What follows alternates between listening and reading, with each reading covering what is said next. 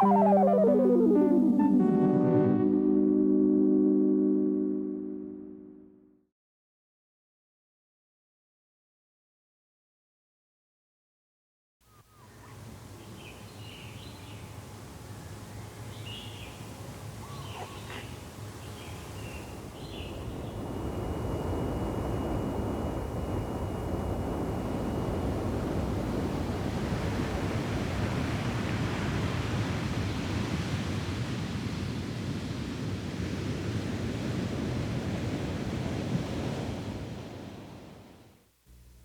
New York City, tens of thousands of people crept close for a look at Hawaiians and their quilts. On the North Kona coast, schools of fish keep a man company. Inside Schofield Barracks, soldiers are on duty, on time and in time with their music. But first, Spectrum Hawaii discovers the source of T-shirt vision.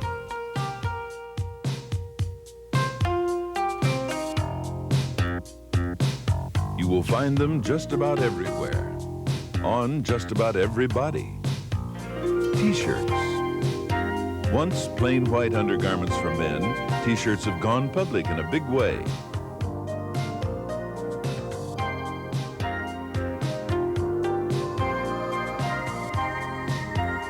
T-shirts can actually tell us a lot about ourselves.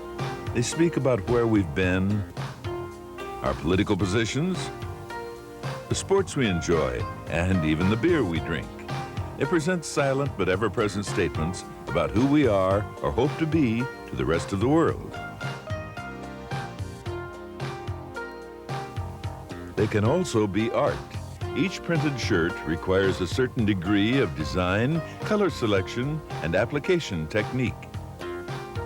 Many are simple and mass-produced. Others are crafted as either one of a kind or as part of a limited production. All T-shirt wearers have more than one, and now even institutions are collecting.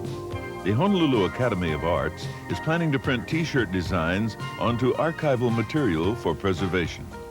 And at the University of Hawaii, Dr. John Charlot has assembled local T-shirts which portray a slice of island life.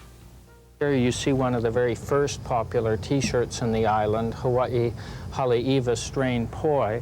And out of that shirt came a whole school of Haleiwa artists. Here you have John Steinbergen. This is typical of a shirt that was done for a store. And it's a very beautiful shirt. You see the sunset, you see the loving detail used on the store itself, and they're still selling them in great quantities there. That was done in 1977. Because they can be quickly printed, T-shirts also reflect political stands and timely protests. Saul Ka'ohalahala, a Lanai artist, created shirts for young swimmers to protest the use of speedboats at a local beach. And because it was for children, they made a whole set of little keiki T-shirts. This is a Happiness is Hulupo'e T-shirt for an infant, and this is a T-shirt for a somewhat larger child. And the protest worked, and the Department of Land and Natural Resources said that from now on, only Hawaiian canoes and children can use the beach.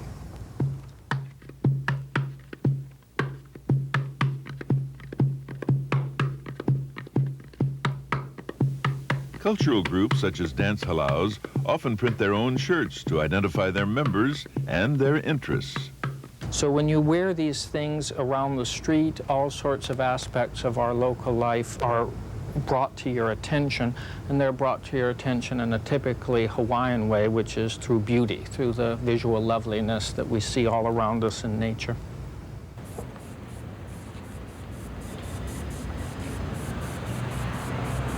Local T-shirts artists Chun Yi and Grant Kagimoto are among those who are creating designs unique to Hawaii.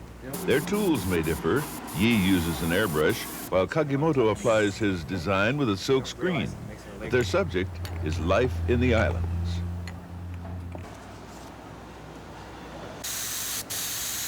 There will never be two-of-a-kind airbrush T-shirts. Airbrushing is sort of like you're making one original and that's it. And you can make copies, but two airbrush shirts will never be the same.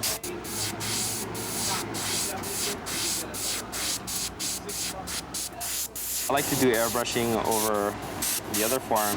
I can rapidly see what is happening other than waiting for it to happen. And it's sort of because it's fast, on the spot kind of thing. It will take him 30 minutes to complete this shirt. With potential customers looking on, Yi and other airbrush artists work in the heart of Waikiki. We try to go for the tourist end of it. We do surf scenes, just scenery mostly. And sometimes people want pictures of their cars, their dogs, their cat, their girlfriends.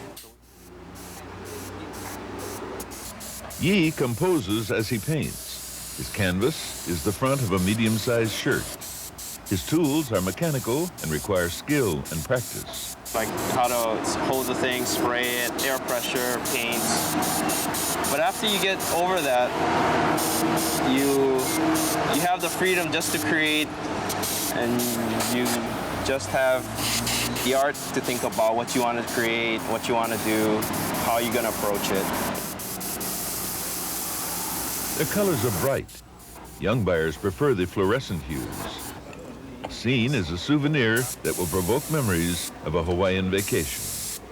Rewards, I guess it's the self-satisfaction when the customer comes up to you and he says, it's really a nice job, and he's really happy, and that's the time when I get the most reward out of it, is when the customer is really happy.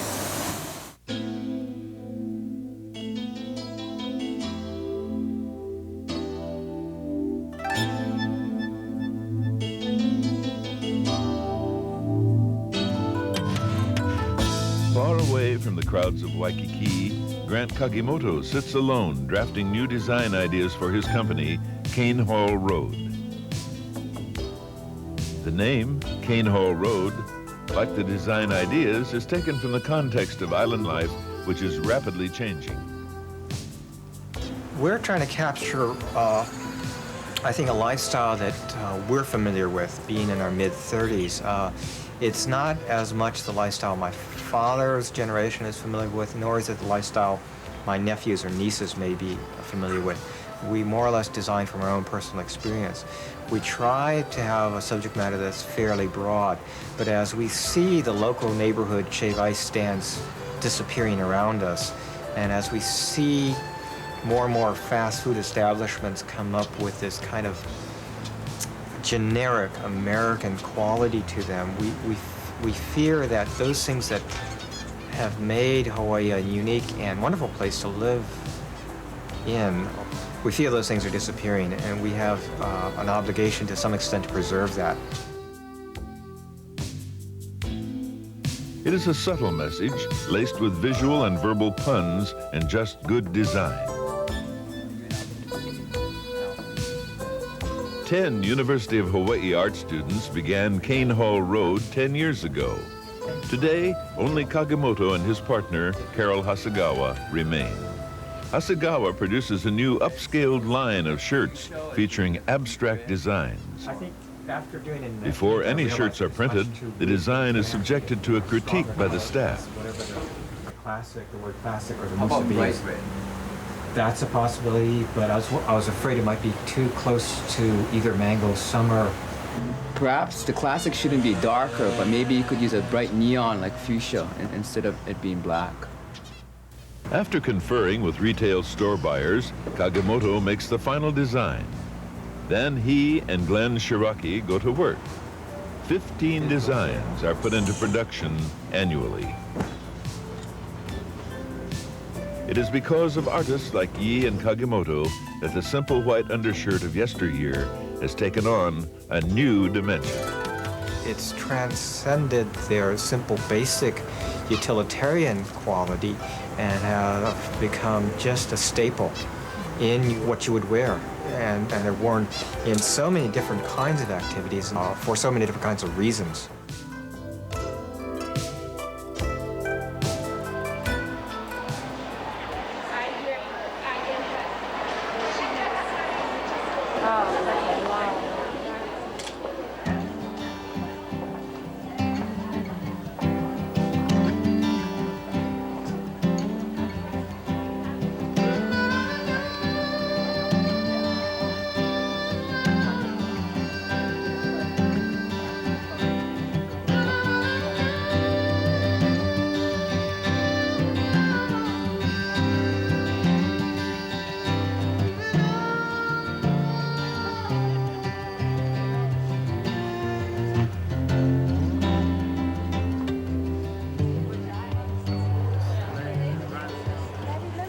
island of Manhattan played host to the island state of Hawaii not long ago as part of the rededication ceremonies of the Statue of Liberty.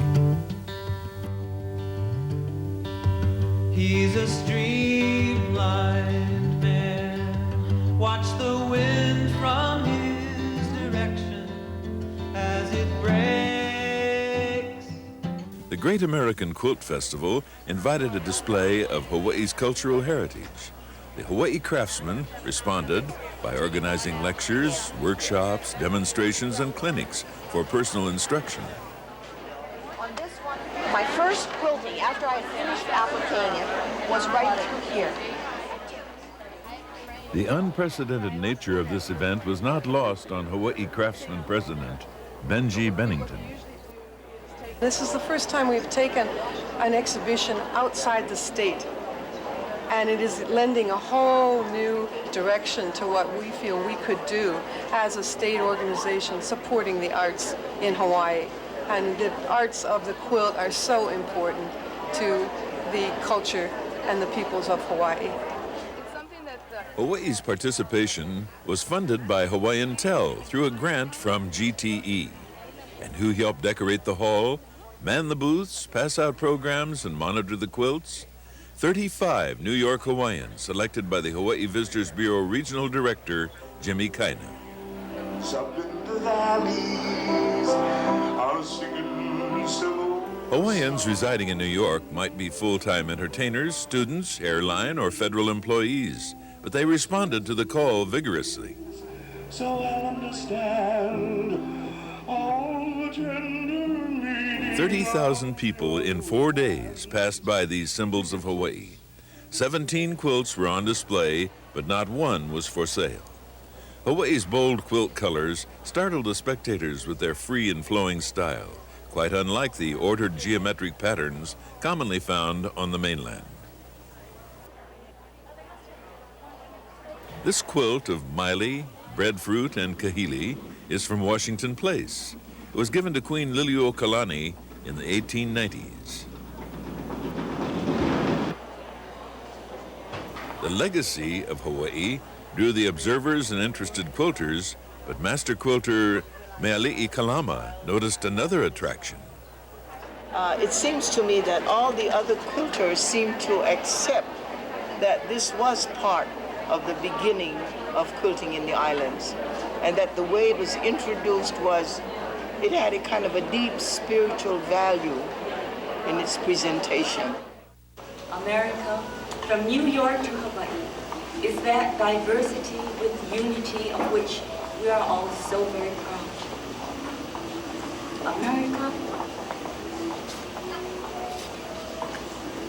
is a great work of art. It is an exquisite quilt with 1,000,000 strong stitches of cultures and traditions forming a fabric of beauty and variety. Hawaii extends its warmest welcome and aloha to all of you here this evening. Aloha kumihana and mahalo.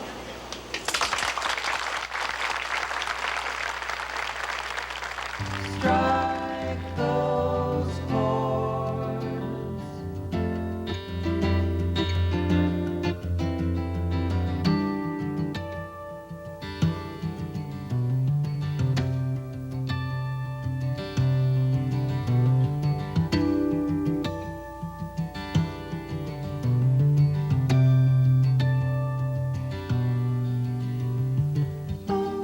Maneuvering, stabilizing, holding firm through fluid time. Youth and age move straight and forward. No rewind, no rewind.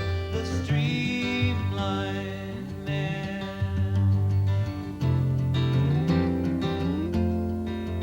He's a streamlined.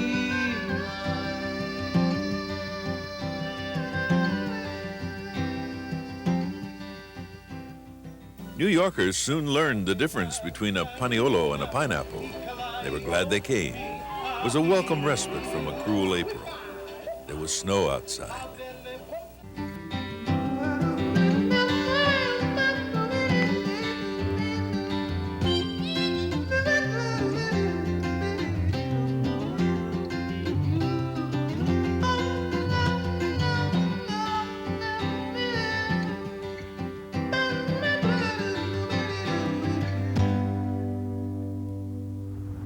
The fish ponds of the North Kona coast have long been a source of food for the Hawaiian people. Breached by lava flows throughout its history, the ponds have altered their shape, but not their content. Sam Hook now cares for the fish of many of these ponds. This area is known as Kalahuipua. It first belonged to John Parker's great-granddaughter. Her father, Sam Parker, bought it from King Kalakaua back in the 1880s. It's part of me. I mean, I grew up in this area when I was a little boy. The fish in the ponds right now is mullet and ava. Of course, there's a lot of opala fish, as we call it, like the ahole and manini and au but the main fish here is supposed to be the mullet and the ava. The fish was raised for the ali'is at the time when the ali'is was around. Of course, there's ponds all back there too, behind all those condominiums, you know. And they take a lot of these fish from here and put it in ponds to eat up some of the limu that grows back there. They what you call harvest every now and then, but I don't think they can really, how would you say it, commercialize the fish, because this is conservation. It's not, you know, a commercial thing.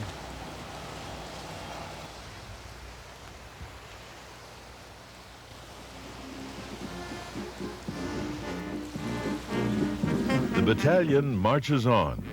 Men of war, protectors of peace, bold, brave, and gallant. But even they step to the beat of the 25th Infantry Division Band. Tropic Lightning takes to the field. This is Canby Field, located at Schofield Barracks, Oahu. Inside will be found men on a mission. A soldier's mission for all, but for a select few, also a musical mission. The music of the United States Army.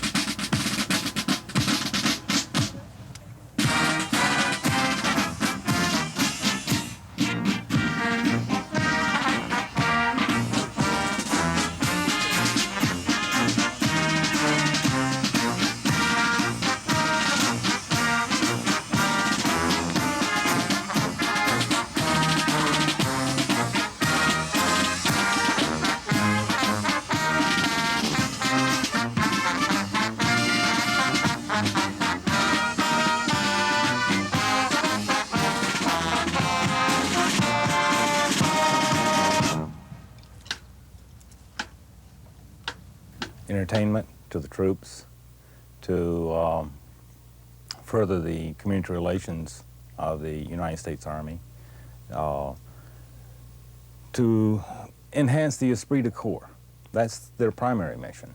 Secondary mission is combat mission.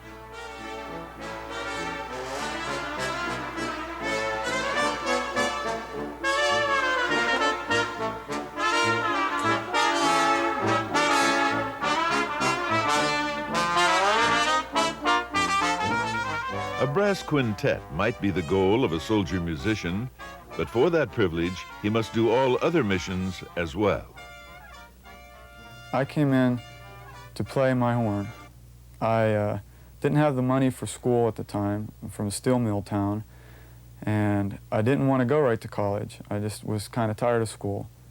And I figured, well, I want to play, and they're going to pay me to play. But the thing that I always have to remember is everyone's a soldier first. No matter what, everybody, there's 300 and some jobs in the Army, but everyone's a soldier first.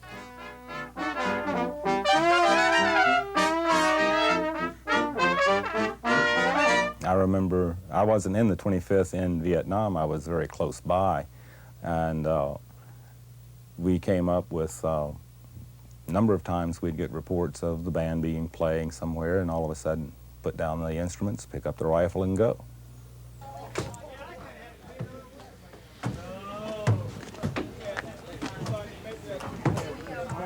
Most people don't realize that. They see us march down the street and they say, that's real nice, that must be a nice job.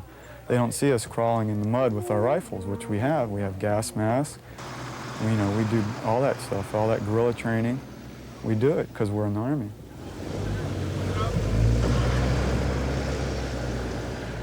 The Army doesn't make musicians, but they welcome those already skilled.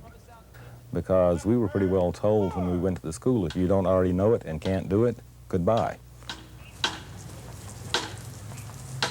Traditionally, the Army band was all male.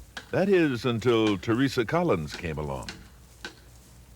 One time, an audition notice came out in what they call the Daily Bulletin for musicians to audition for the band there at Fort Jackson. So my sergeant thought it would be a big joke if he set up an audition without telling them that it was a woman. He said, I have a soldier here who'd like to audition on flute. And they said, well, send your soldier over. And when I showed up, I said, oh, well, there were no women in any band but that one band at Fort McClellan. And I auditioned there and was accepted. And it was strange that it was Mr. Bowden that auditioned me, who's the bandmaster here now. And he sent a letter to Washington, D.C. requesting an exception to policy. The exception was made, and there are other surprises in the Army's music, such as big band jazz.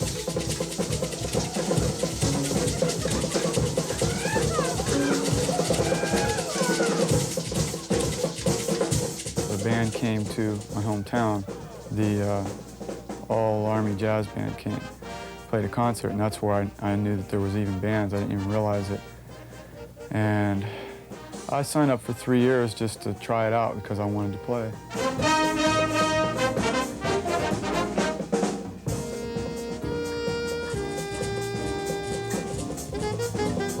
During October, we'll be playing in many high schools around the area. Not as a hard sell type of, come on, join the Army, recruit, but a soft sell. Just give the Army presence in a school and show, fine. It is an opportunity.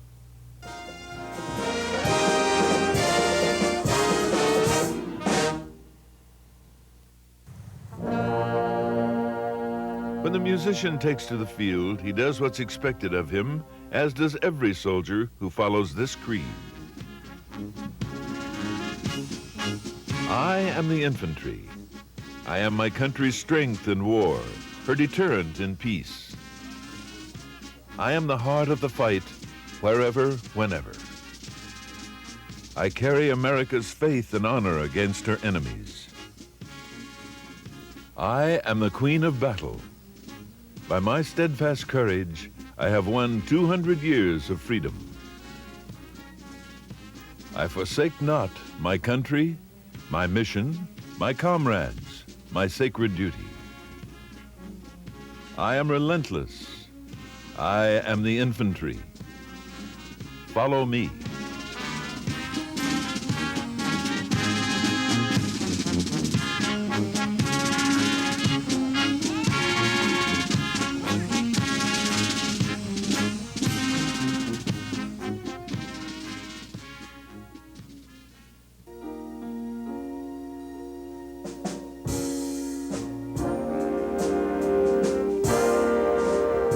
One of the few times that we get to play. I mean, you know, most of the times, like a lot of times, especially here, we playing, you know, we doing soldiering type stuff. And a lot of times we don't have time, you know, because we're doing like military gigs. You were yesterday, military gigs like outside, and it's a big difference between playing outside and sitting down playing a horn, or to me it is. And a lot of times when you're in the Army, you don't get a chance to sit down and play, so when they get a chance to sit down and play or really show what they can do, they like that. I mean, they really enjoy it. I do.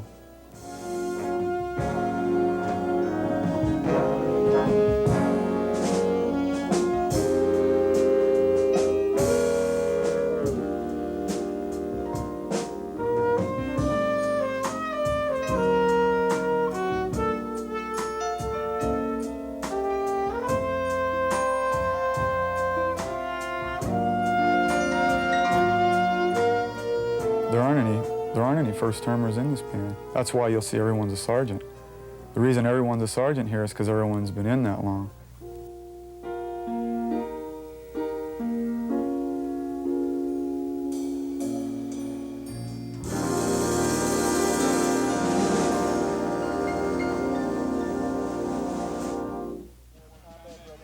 There are many U.S. Army bands in Europe, one in Japan, two in Korea, but only one in Hawaii.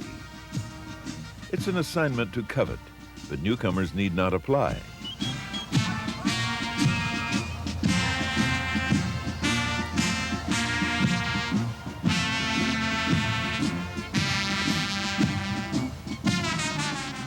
You usually don't send people right to Hawaii when they come in because everyone wants to go here.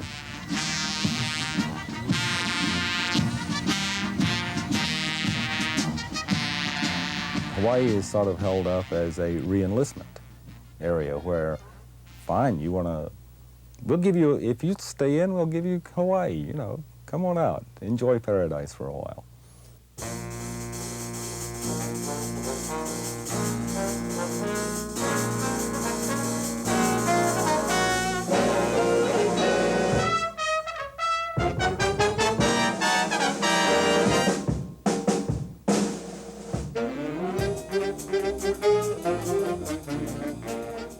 And what do the old soldiers have to say?